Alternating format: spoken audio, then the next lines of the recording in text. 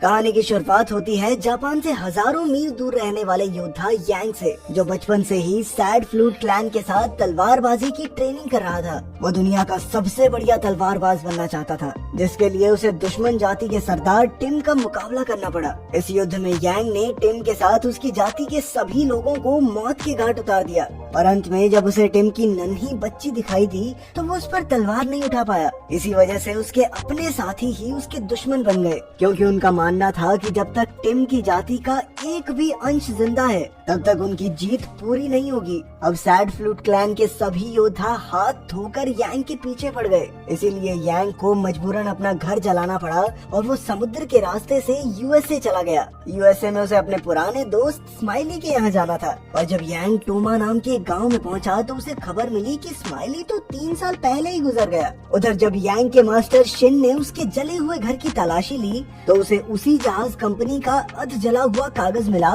जिसकी मदद से यांग यूएसए गया था। तब शिन भी अपनी सेना को इकट्ठा करके यांग के पीछे अमेरिका की ओर निकल पड़ा। उधर टोमा गांव में आम लोग यांग को ज्यादा पसंद नहीं करते थे, पर वहाँ सर्कस में 8 बॉल नाम का एक बौना आदमी था जो उसे स्माइली की पुरानी कपड़े धोने वाली दुकान में ले आया, ताकि यांग बच्ची के साथ यहाँ सही सलामत रह सके। पर शाम को अचानक लिन नाम की एक लड़की ने यांग पर पीछे से हमला कर दिया। यांग उसके वार को रोक सकता था, पर उसने ऐसा किया नहीं ताकि उसकी असलियत सबके सामने न आ जाए। तब लिन ने उससे माफी मांगी और बताया कि वो स्माइली की दोस्त थी। खैर बाद में लिन ने यांग को अच्छे से कपड़े धोना सिखाया ताकि वो स्माइली की पुरानी दुकान को दोबारा से चलाकर पैसे कमा सके। उस बच्ची का अब तक कोई नाम ही नहीं रखा गया था, इसीलिए लिन ने उसका नाम अप्रैल रखा। अगले दिन यांग ने सालों से भरी हुई धूल को साफ करके दुकान खोली। अगली सुबह कुछ शैतान बच्चे आकर उसका मजाक उड़ाने लगे, पर फिर 8 बॉल ने वहाँ आकर उन्हें भगा दिया और यांग को अप्रैल के साथ सर्कस में खाने पर बुलाया। बाद में यांग ने देखा कि लिन चाकू फेंकने की कोशिश कर रही थी,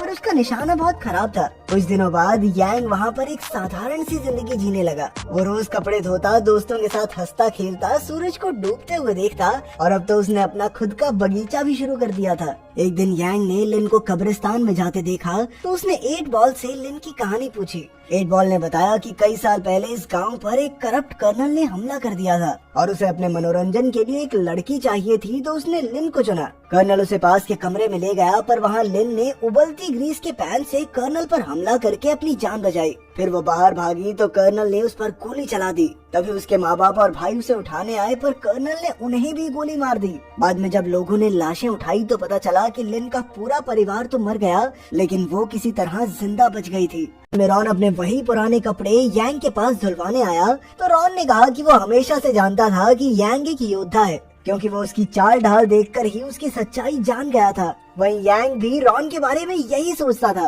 क्योंकि उसे भी रॉन से खून की बू आ गई थी। फिर दोनों ने हाथ मिलाए और रॉन ने बताया कि उसने डकैती इसीलिए छोड़ी क्योंकि जब कुछ पुलिस वाले उसे पकड़ रहे थे तो उन्होंने उसकी पत्नी को मार डाला। मरने से पहले उसकी पत्नी ने उसे कभी बंदूक न उठाने को कहा, और उसने आज तक ये वादा निभाया भी था। और आज गांव वालों पर मुसीबत आई थी, इसीलिए रॉन ने सोचा कि उसकी पत्नी उसकी ये मजबूरी जरूर समझेगी। फिर अगले दिन एक लड़का अप्रैल को लेकर बेसमेंट में छिप गया और यांग गांव की सरहद के बाहर कर्नल का इंतजार करने लगा। जब कर्नल और उसकी फौज आई तो वो यांग के बगीचे को रौंदते हुए आगे बढ़े, लेकिन वहाँ पर गांव वालों ने बम छिपा रखे थे।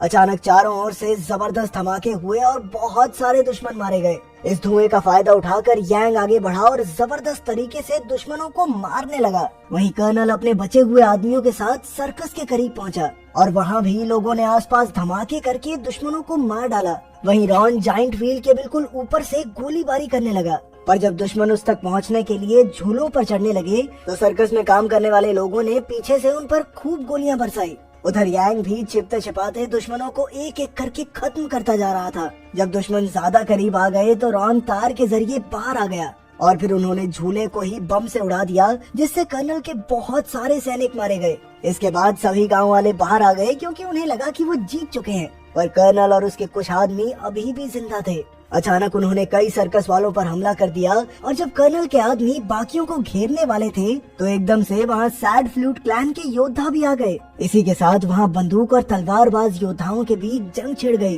तब यांग ने लिन को अप्रैल के साथ भाग जाने को कहा और खुद जंग में लड़ने चला गया। वहीं यांग ने भी धुआंधार तरीके से दोनों तरफ के दुश्मनों का मुकाबला करना शुरू किया, जिसके बाद वो लिन और अप्रैल की रक्षा करने के लिए दौड़ा, क्योंकि कर्नल उनके ऊपर हमला जरूर करेगा।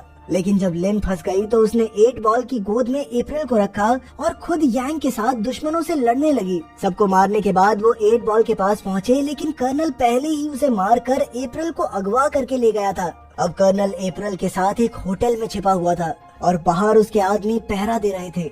तभी सैड फ्लूट क्लैन के योद्धाओं ने अप्रैल तक पहुंचने की कोशिश की, मगर वो सभी अपनी जान से हाथ धो बैठे। पर जल्द ही यांग वहां आया और कुछ ही पलों में सभी बॉडीगार्ड्स को खत्म करके अंदर घुस गया। फिर उसने अपनी तलवार से ऐसा जबरदस्त वार किया कि कर्नल की बंदूक कई हिस्सों में टूट गई और साथ ही अप्रैल यांग के हाथों में आ गई। पर यांग ने कर्नल को मारा नहीं, क्योंकि लिन उसे अपने हाथों से मारना चाहती थी। इसके बाद लिन और कर्नल के बीच एक रोमांचक लड़ाई छिड़ गई, लेकिन आखिर में लिन ने अपने जोरदार वार से कर्नल के चीथड़े उड़ा दिए।